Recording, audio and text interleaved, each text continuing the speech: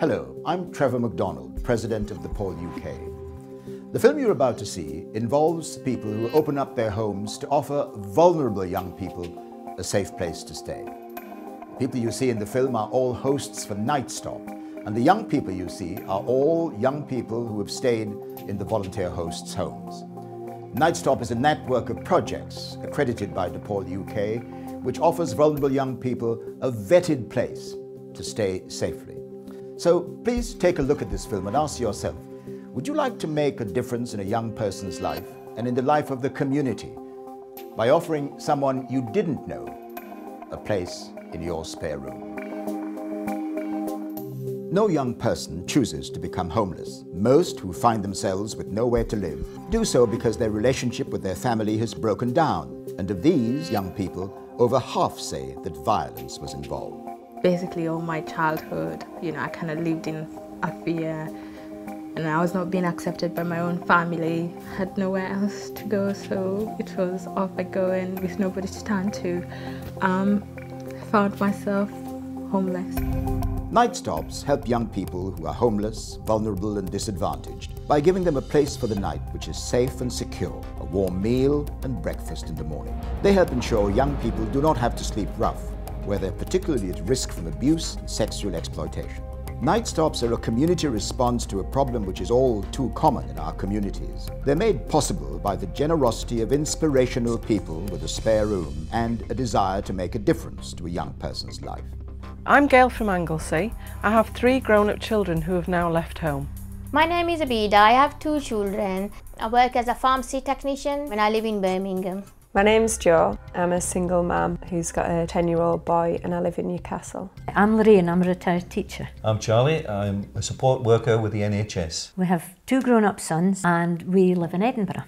Hosts come from all backgrounds and from all types of domestic setups. Once trained and vetted, you provide the young person with a warm welcome, their own room, an evening meal, breakfast, and the listening ear.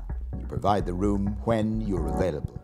All you're doing really is providing a bed, providing a meal, providing a listening ear if they require that. It's not a difficult thing to do. I host on a Monday and Wednesday night because they were the best nights for me, and you can choose which nights you want to do.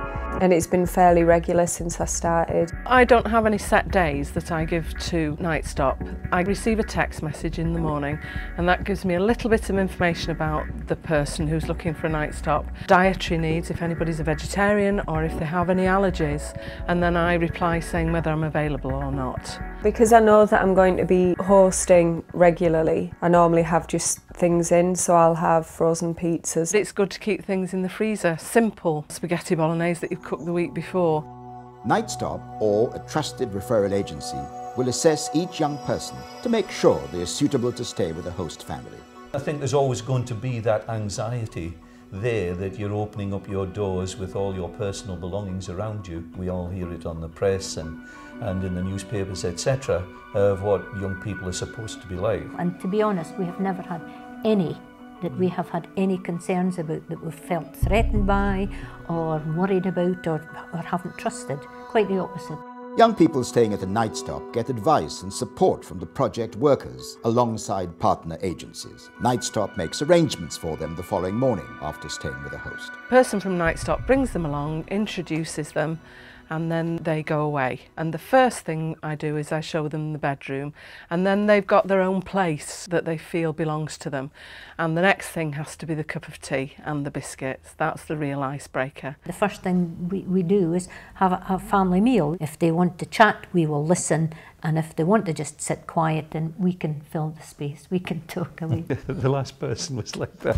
Many hosts who have young children at home tell us that providing a bed for young people is a benefit to their children. I wanted my boys to take part. You gain more communication and you gain more confidence and you mix together. We eat together, we cook together, we play together, we talk to each other. If they are upset, I would cheer them with some juice or milkshake.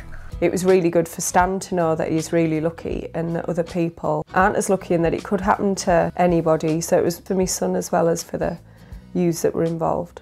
I encourage young people to join us with cooking I do lots of curries, chapatis and samosas. When they know how to cook something, it makes them happy as well.